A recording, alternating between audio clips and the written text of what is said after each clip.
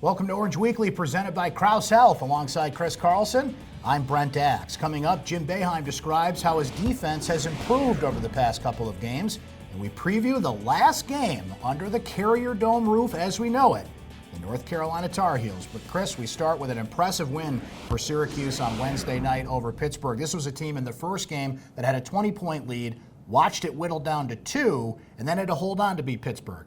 That was not the case in the second matchup. Syracuse led wire to wire and got a 23-point victory. Yeah, Syracuse certainly looked like a team that built off its second half against Georgia Tech, kind of keeping its season alive and playing so well. And Pittsburgh has really struggled lately, shooting the ball very poorly. They don't have an inside option. And when you can't shoot against the zone and you can't go inside against the zone, there's not a whole lot that you're going to get. One of the reasons the defense was much improved was the play of Bourama Sidibe, who had 13 points, 10 rebounds. Let's not brush that aside. But he had 4 blocks and 5 steals in that game. Chris, what has gotten into Bourama? Not only in that game, you mentioned the Georgia Tech game. He was impressive in that one as well. I mean, it helps when you stay on the court. That's big because he's been in foul trouble so much. But he even got into foul trouble in both of those games, but still put up pretty impressive numbers. Yeah. But his minutes weren't limited, right? And that was the big thing that, yes, he was dealing with fouls. Jim Boeheim has said that, hey, when you play center in the zone, you're going to commit some fouls. But he was able to give him the full 30 minutes that you want from him out of the center position. Jim Boeheim talked after the Georgia Tech game, kind of the nicest things he said about Bourama all year, how necessary his presence is inside just to kind of impact other teams' big players. It's really interesting, Chris, because in that Pittsburgh game in particular, Marek Dolezaj struggled to shoot the ball, right? He had 9 rebounds, did his Marek thing in some ways, but he shoots 3 of 11. Bourama was confident around the basket. He was better defensively, and as Jim Boeheim said, they're just a different team when Bourama stays on the floor and can do what he does on the defensive end. This is an added bonus for Syracuse going down the stretch here as they fight for every win that they get to stay in NCAA tournament contention. And look, when we talk about Elijah Hughes, we just kind of take it for granted at this point that this guy's going to score over 20 points. He's done that 13 times this season, but we still got to discuss the year that he's having, Chris. And I'm just kind of at the point where if you don't have this guy first team All-ACC and the fact that he's been left off some lists for some prominent awards in college basketball, I can't help you. Like, you're just not watching the games if you don't think this kid's an elite player. Yeah, I think it has certainly become obvious, hopefully to most people over the last couple weeks, that he is among the 5 best players in the ACC. I don't think that there is a question about it. His stat line against Georgia Tech was something that hasn't been done since Andy Rauten's. He's leading the ACC in scoring.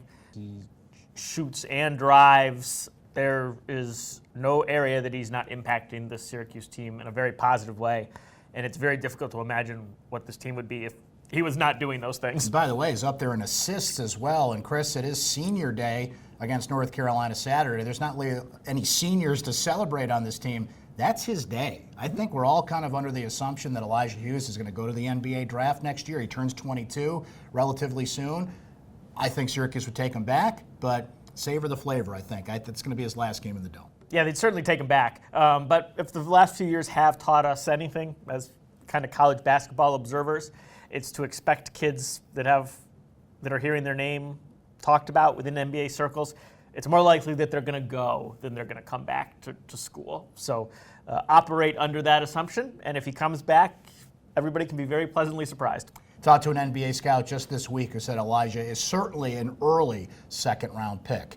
Well, we'll preview that North Carolina matchup, which may or may not be Elijah's last game in the Dome. But first, let's hear from Syracuse head coach Jim Boeheim on why his team's defense has improved. It's time for Syracuse Soundbites. Well, Elijah controlled the game from the beginning, really, and Bourama inside was really good. 5 steals, 5 steals, 4 blocks, right. 10 rebounds. He was just a difference maker. Those are usually baskets. There's usually 5 or 6 baskets there. You take those away, and now it's a 20-point game instead of an 8 or 10-point game. So those 2 guys were dominant, and everybody else played good defense.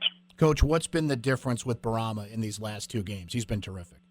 Well, he's been able to stay in the game, number one, and I think his movement has been better. He's been more active. I think those are the 2 significant factors for him. You mentioned he was certainly a big part of this, Coach, but you mentioned the defense was better last night. Same thing, better movement, getting to the shooters, or what's been the difference there? Yeah, I think a little bit of everything.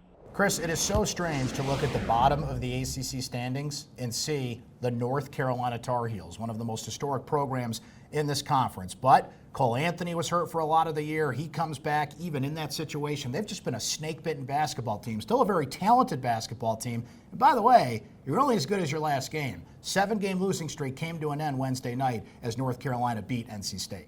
Yeah, and they were kind of an interesting team in that 7 games in that they lost to some really bad teams, but they were also really close against some good teams. They got beat at the last second by Duke. They got beat on a last-second shot by Notre Dame. There were 3 buzzer beaters in that 7-game stretch.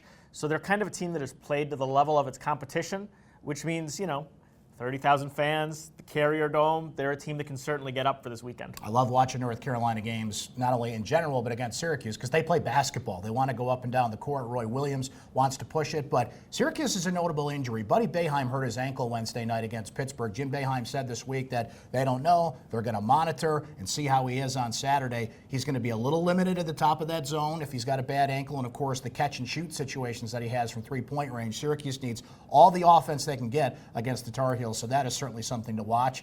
And another big thing happening, other than the last game under the Carrier Dome roof as we know it, John Wallace's number 44 hits the rafters. I think a lot of people will be singing "The Cuse is in the house, oh my God, on Saturday. Yeah, we'll be hearing a lot of that. I think John Wallace said something like 100 people he knows coming back. Going to be quite a festive atmosphere. That 1996 Final Four team, one of the most fun basketball runs I've seen from any team in college basketball history.